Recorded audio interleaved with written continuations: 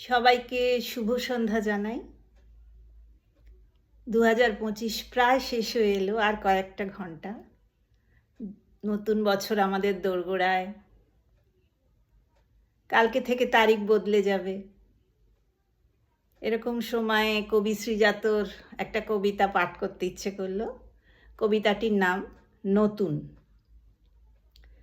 লক্ষ বছর পার করেছি আমি, তোমার হাতেও আদিমকালের শোক, অতীত জীবন মুহূর্তে আগামী। এবার কোথাও নতুন কিছু হোক।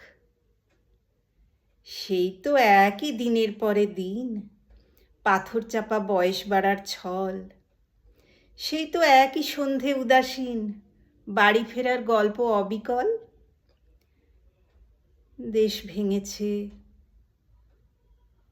ভাগ হয়েছে মন, মন ভেঙেছে, ছড়িয়ে গেছে তাস।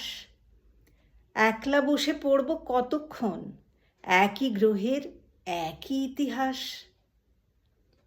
কেবল জানি পাল্টাবে না সব, নতুন কেবল আক্রমণের পথ। উঠবে সে যে ক্ষমতা উৎসব, হামলা নিয়ে তৈরি ভবিষ্যৎ। এরই মধ্যে তোমায় খুঁজি আমি,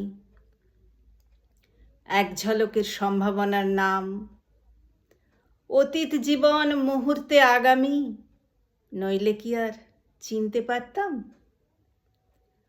আমরা আমি, তোমরা তুমি ওরা,